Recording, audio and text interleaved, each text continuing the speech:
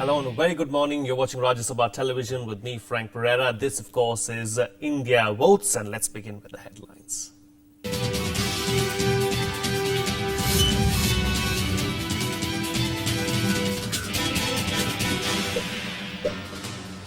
Congress President Sonia Gandhi will file her nomination papers from Rai Bareli today. She is challenged by the BJP's newcomer Ajay Agarwal. Political heavyweights hit campaign trail across the country 7 days ahead of the first phase of polls. Modi, Rahul, Kejriwal steal the limelight. A host of leaders filed nominations ahead of the Lok Sabha polls. Congress's Priya Dutt and Gurdas Kamath filed papers. And Congress workers rushed to contest polls in Andhra Pradesh. Hundreds queue up in front of Congress office, and this leaves the party leaders surprised.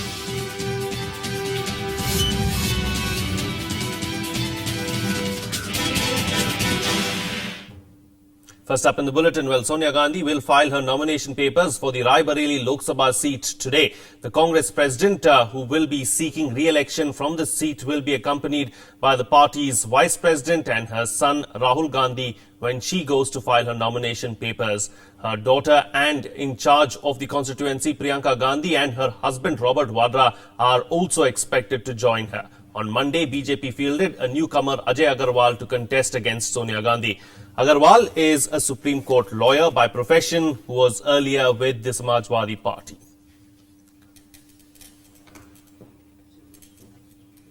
Well, after delaying the matter for quite some time, BJP has finally come up with a contestant against Rahul Gandhi from Amethi in the Lok Sabha polls. The party has fielded actor-turned-politician Smriti Irani against the Congress vice president. However, the party decided to go with a Supreme Court lawyer, Ajay Agarwal, to contest against Sonia Gandhi from Rai Bareli. Here's a report. The word was doing rounds for quite some time now, but a final call was taken last night by the BJP. It's official now that Smriti Irani will indeed take on Congress Vice President Rahul Gandhi from the prestigious Amethi constituency in Uttar Pradesh. After the announcement, Smriti Irani sounded confident of her winning against the political heavyweight. I'll only say this, that I'm quite honoured that my party deemed it fit and saw that I had the capacity to mount such a challenge before Rahul Gandhi. I'm extremely grateful that it happened on the auspicious occasion of Navratri, and I'm only ascertaining one thing, that to the best of my ability I shall fight this battle to win. However, Congress is not too bothered about who challenges Rahul Gandhi. The party believes Amethi will remain with Congress after the polls. Mr. Rahul Gandhi, who frequently visits his constituency, he visits each and every nook and corner of his constituency, he goes to the remotest villages of his constituency, and leave apart month, every fortnight he is there.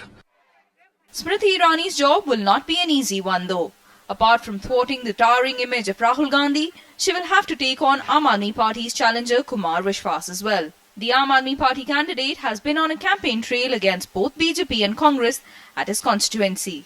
पहले वो मना कर रही थी कि मैं नहीं जाऊंगी, मैं नहीं लड़ना चाहती. अब मुझे उनसे पूरी सहानुभूति है. मुझे लगता है कि भारतीय जनता पार्टी में उनका अहित चाहने वाले कुछ लोग हैं, क्योंकि अमेठी 140 किलोमीटर की कॉन्स्टिट्यूएंसी है. मैं पिछले 3-4 महीनों से यहाँ लगभग 800 गाँव में जा चुका हूँ और 40 रातें गाँव में बिता चुका हूँ. ऐसे में पहले ही एक ऐसे आदमी से अमेठी दुखी थी जो यहाँ दिखता नहीं है, यहाँ का है नहीं है, रहता नहीं है. मैं तो मकान लेके रह रहा हूँ, घर भी है, घरवाली भी है, बच्चे भी हैं. तो भारतीय जनता पार्टी शायद फेस सेविंग कर रही है या तो.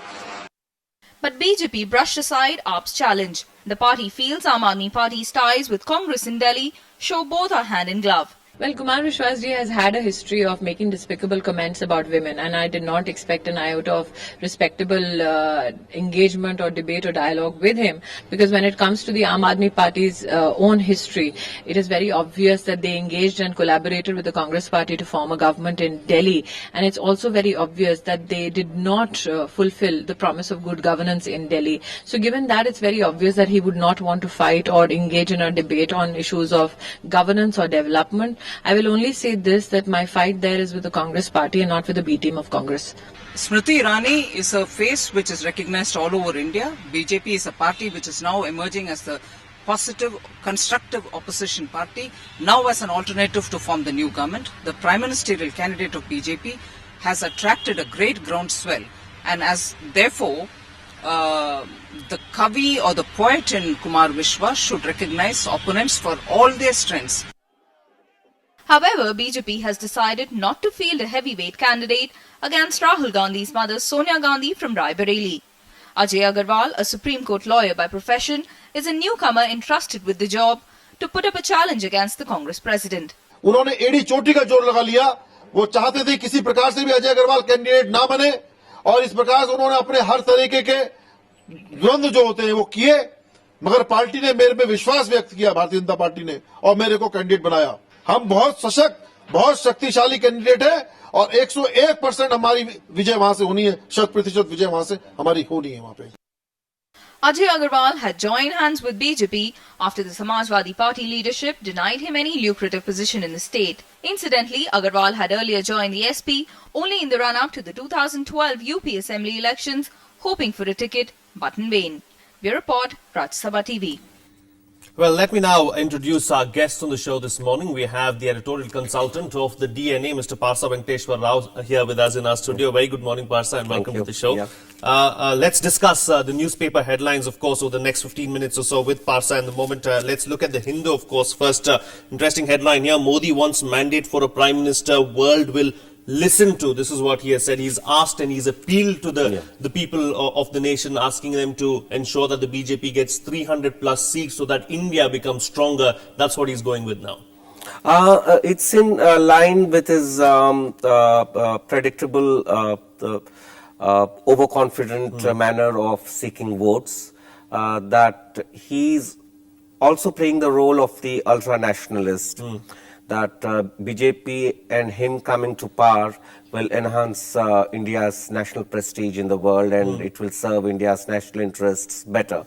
But this is election season and everyone has a right to project their views and their own confident thing, whether we believe in it or not as voters. As voters, people might be skeptical of every claim made by every candidate and every party. Certainly. Why I took this story up first is because I saw an interesting piece in the Daily Mail earlier today, and the headline read, "The bigger picture, tough India more likely under Narendra Modi," and it goes on to say how India's security policies and how India's foreign policies are going to be stronger. We just discussed that. We don't know whether that's going to happen or not. I mean, only time will tell if the BJP comes to power and if that will happen. But let's look at it in a different perspective. Now, is the world media, is the international press more interested in what's happening in India this time around?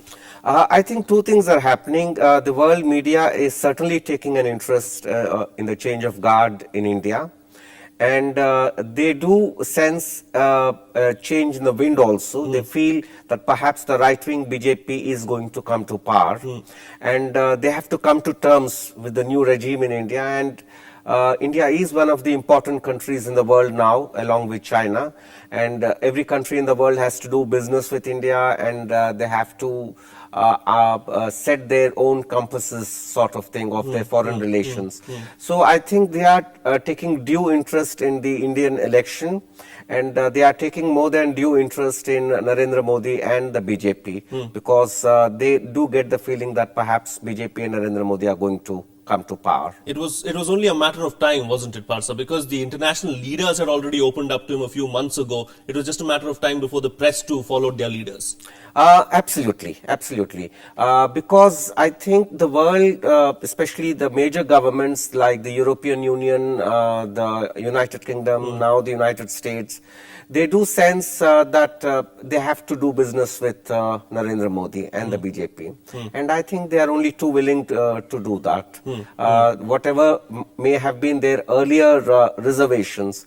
Remember from 2002 to nearly now, most of them felt that they had to take a very strong position on the question of Gujarat riots, which was both genuine and fake. Genuine because they do have a certain concern about human rights, which is not always consistent. Fake because they were speaking in terms of their own minority concerns.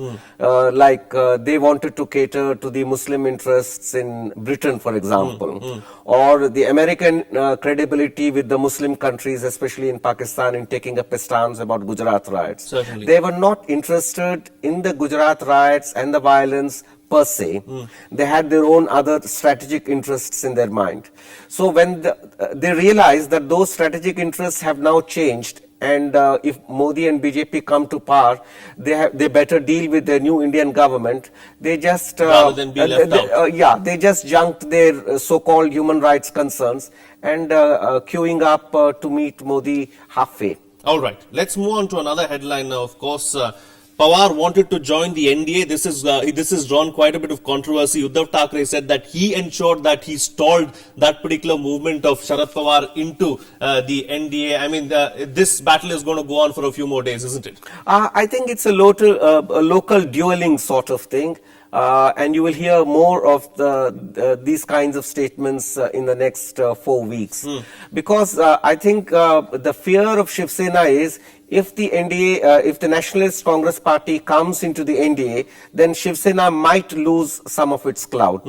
The Shiv Sena BJP alliance works because Shiv Sena is the strong local party. And BJP is a national party, but with not so much of strong presence in Maharashtra. If NCP, if we are to believe Uddhav Thackeray, NCP has got as much strong roots in other parts of Maharashtra as Shiv Sena has in a smaller section.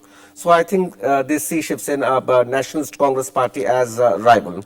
All right, let's look at the Times of India now. Of course, the Times of India going with the headline here in the lead political story. Of course, grounded for hours, Modi cries sabotage. A similar headline in one of the other papers also I saw. Of course, Modi.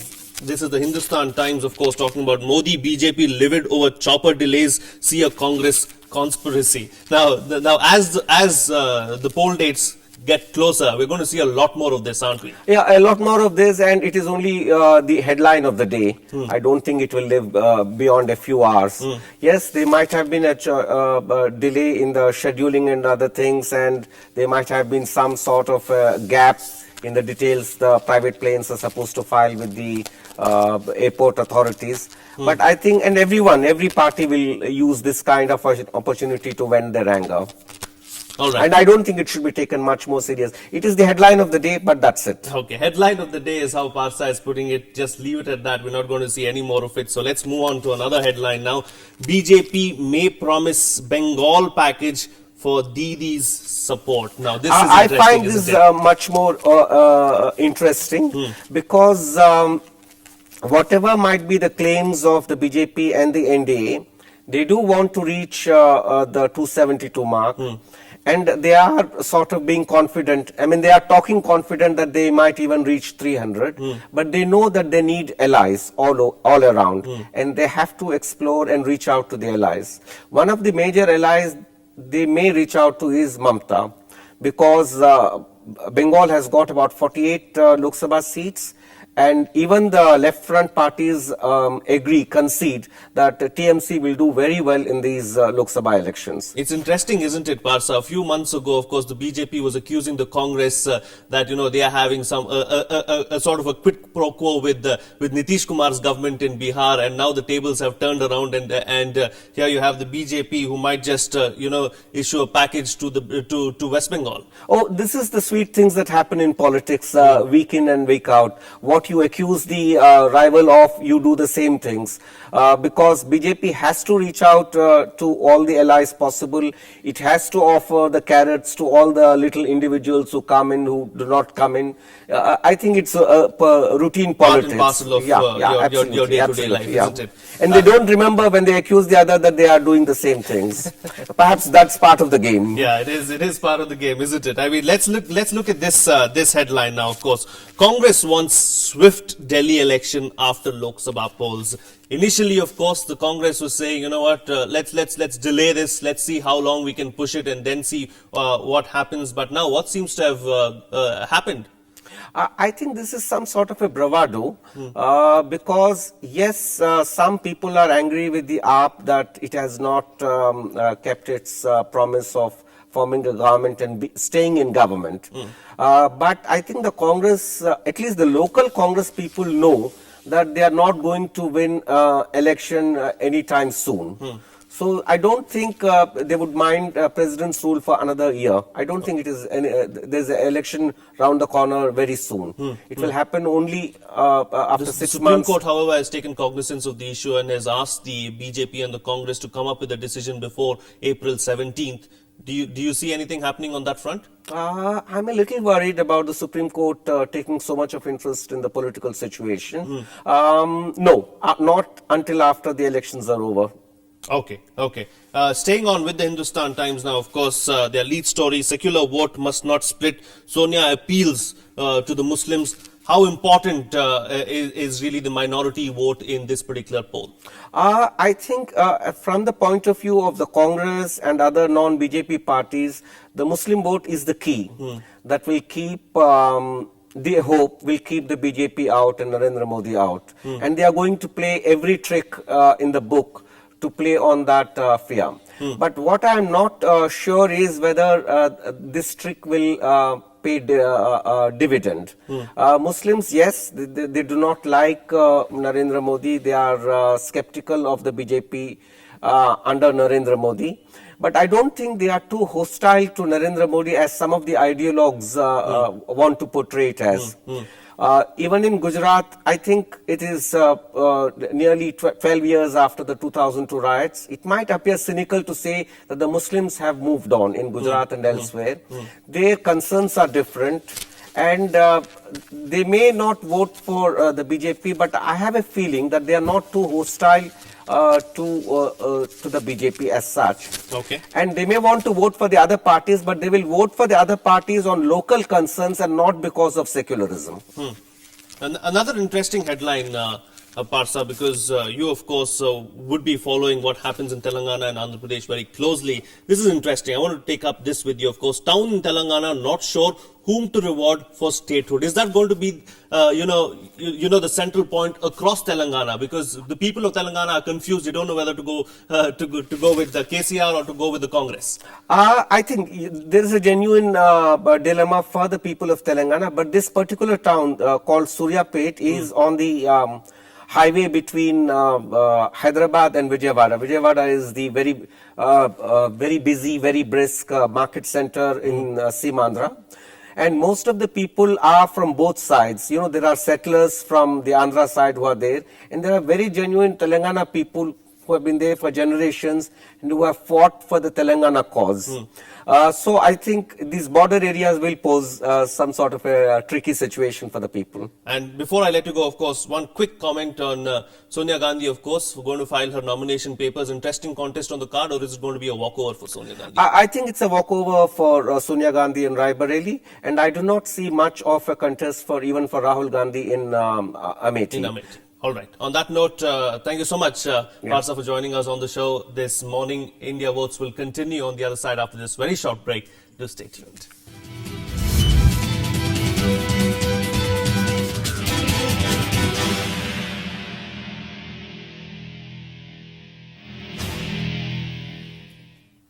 Welcome back. You're watching India Votes on Rajya Sabha television. Well, the Indian Railways is considered the country's most preferred means of travel, accessible to all sections of society. But that has changed. A host of issues have thrown a cloud over the network and its management, besides the financial mess the organization is in. Here's a special report.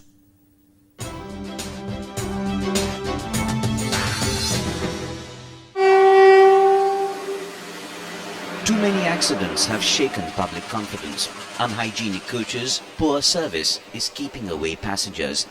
The Indian Railways is under threat of being derailed by problems. The total management scheme of the railways needs to be looked at. Now, today, neither the railway board nor the ministers are bound by anything. They can go and introduce anything they want, subject to certain formalities. But every other sector, your power sector, your telecom sector, every other sector has a national plan. There is no such plan for the railways. There should be a national plan for the railways, and which will lay down the parameters within which the organization should work and what are the financial objectives they have. Running costs have grown over the years. A lot of the revenue that's earmarked for it is spent on maintenance alone. Quite evidently, the revenue generated by the railways isn't enough. It desperately needs financial assistance for both expansion and development. Limited resources में अगर आप compact work करेंगे तो इसका result अच्छा आ सकता है और खास करके इसको और भी अच्छा बनाने के लिए खैर रिसोर्सेस की तो आवश्यकता होती है. Without resources nobody can improve. This is a fact. Trimmed rail budgets inevitably mean smaller allocations to expansion and new projects, and an adverse effect on development overall. Even alongside the ambitious plans for high-speed rail corridors and trains and a public-private partnership model, the challenges are huge and mounting too. Arvind Kumar Singh for Rajya Sabha Television. Well, BJP leader Uma Bharati's remark on her party's prime ministerial nominee Narendra Modi's oratory skills has kicked up a debate among political parties. Most parties, including the BJP, is of the opinion that the best orator India has ever seen in recent times was former Prime Minister Atal Bihari Vajpayee. Here's a report. BJP's candidate from Jhansi, Uma Bharati, has kicked up a debate with her remarks on Narendra Modi's oratorical skills. The outspoken leader rated veteran party leader and former Prime Minister Atal Bihari Vajpayee to be in a different league altogether. मैंने नरेंद्र मोदी जी के बारे में कही थी वो मैं फिर कहूंगी, उसी को रिपीट करूंगी कि अटल बिहारी वाजपेयी जी बहुत अच्छे वक्ता थे, लेकिन नरेंद्र मोदी इस देश का एक ऐसा अनोखा व्यक्ति है सैकड़ों सालों के बाद जिसके समर्थन के लिए लाखों की भीड़ इकट्ठी होती है. मैंने ये कहा था. For the first time, her comparison drew support across political parties who are still in awe of Vajpayee's oratorical skills. उन्हें जो लिख के दिया जाता है उसी को पढ़ के वो फिर अपना भाषण तैयार करते हो. भाषण उतना प्रभावशाली नहीं है, लेकिन चूंकि मीडिया ने इतनी हाइप दी हुई है, उस हाइप की वजह से और भीड़ इकट्ठी करते हो काफी. एक रैली पे जो है करोड़ों करोड़ों रुपया खर्च हो रहा है. At a time when BJP is propagating aggressively for Narendra Modi, Uma Bharati found support for her views within the party as well. का जैसा वक्ता तो आज देश के लोकतांत्रिक इतिहास में बहुत कम हुए हैं, और निश्चित तौर से अटल जी जब बोलते थे तो विपक्ष के लोग भी उनको सुनने जाते थे और मंत्रमुग्ध होकर के सुनते थे. लेकिन हमें इस बात का गर्व है कि नरेंद्र मोदी जी अटल जी के बराबर वक्ता तो वो न खुद भी नहीं कहते, वो हो भी नहीं सकते, लेकिन उनको भी अटल जी से कम लोग सुनने नहीं जाते. Atal Bihari Vajpayee is the only BJP leader to have held the post of Prime Minister. Modi hopes to change that statistic in this election. In his speeches, he often evokes the legacy of Vajpayee, considered the best standard of leadership in the party. Bureau Report, Rajya Sabha TV. Well, in Odisha, the POSCO project is a major poll issue this time around, especially in Jagatsinghpur district, which was the epicenter of protests against the setting up of the South Korean steel plant. All political parties are trying to exploit the issue in these polls. The ruling BJD has even guaranteed jobs to those whose land was acquired for the POSCO project. Here's more.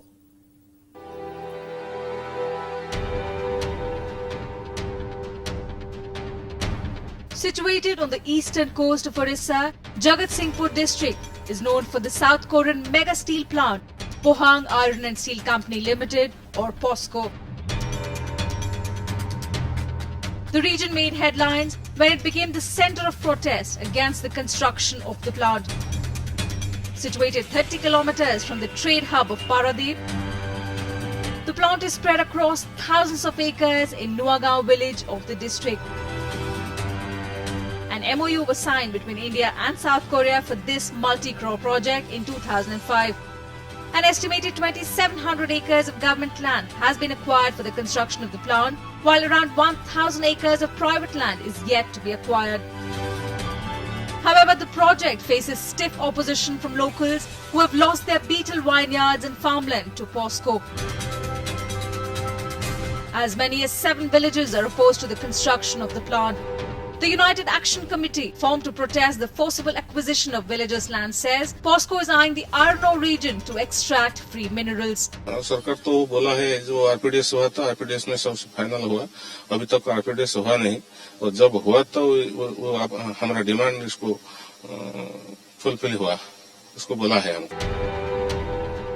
However, some of the locals believe, apart from adequate compensation, POSCO must also provide them employment at the plant. हमारा demand है हर एक घर पे एक एक परिवार जो होता है तो परिवार में से एक आदमी को मिनिमम तो सर्विस मिलना चाहिए, डायरेक्टली एम्प्लॉयमेंट मिलना चाहिए. Despite protests, the Orissa government has acquired land required for the proposed project, rendering hundreds of villagers homeless. In the absence of rehabilitation schemes, they are forced to stay in the transit camps. ଆମର ସାଧାରଣ ଲୋକଙ୍କ ଦାବି ପୂରଣ ବୁଝି ସାରିଲା ପରେ POSCO ହଉ ଆଲୋଚନା ମାଧ୍ୟମରେ POSCO କରାହଉ. Recently, the plant secured environmental clearance from the government, a major hurdle that had stalled the multi-crore project. However, any work in the project is likely to begin only after the Lok Sabha polls. Panchanan Mishra's report for Rajya Sabha TV.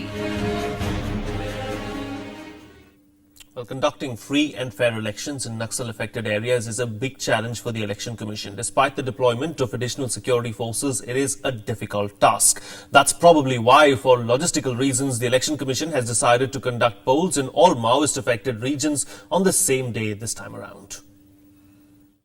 A few hours before BJP's Prime Ministerial candidate Narendra Modi was to address a rally in Gaya, Maoist rebels struck in the Dumaria Imamganj area. They blew up 2 mobile towers, signalling their intent. Maoists have also given a 24-hour Bandh call to register their protest against the killing of their cadres in Jharkhand recently. बंदूक के सामने झुकने के बजाय लोकतंत्र में विश्वास किया है, लोकतंत्र में भरोसा किया है. मेरा अनुरोध है होम मिनिस्टर से, जो नक्सल प्रभावित इलाका है उधर पूरा सिक्योरिटी का जरूरी है. खासतौर छत्तीसगढ़ में पिछले बार एक कॉन्स्टिट्यूएंसी में 100 प्लेटून्स था, अभी इस बार 10 भी नहीं है. मेरा अनुरोध है होम मिनिस्टर पूरा बंदोबस्त करे उधर. Maoists had given a boycott call during the last Lok Sabha polls as well, also trying to influence the voting process by indulging in violence. In 2013, there were 383 Maoist-related incidents in Jharkhand that resulted in the death of 150 people. In 353 incidents in Chhattisgarh, 110 people, including security personnel, lost their lives. 69 people in Bihar and 39 in Odisha lost their lives in Naxal-related incidents last year. If we talk about the last 4 years, Maoists killed 16 security personnel on 11th March in Sukma district of Chhattisgarh. In another Naxal attack in Dantewara district of Chhattisgarh on February 28th, 6 policemen lost their lives. In the April 2010 Dantewara Naxal attack, 76 CRPF jawans were killed. The worst Maoist-affected 9 states witnessed the deaths of more than 12,000 people, including security personnel, in the last 20 years. Maoist violence has spread to 170 districts across the country, including in West Bengal, Odisha, Jharkhand, Bihar, Madhya Pradesh, Chhattisgarh, Andhra Pradesh, Maharashtra and Karnataka. The government has always held that it has a two-pronged approach, security and development. Both these measures need to be pursued more vigorously with a sense of purpose. Development works should be implemented with all sincerity. They should be rigorously monitored, and the strength of the security forces, the police personnel and the central armed police forces has to be strengthened. For the peaceful passing of Lok Sabha elections, over 120,000 security personnel will be deployed. Bureau Report, Rajya Sabha TV. And with that, it's a wrap on this edition of India Votes this morning. Thank you so much for watching. Have a good day.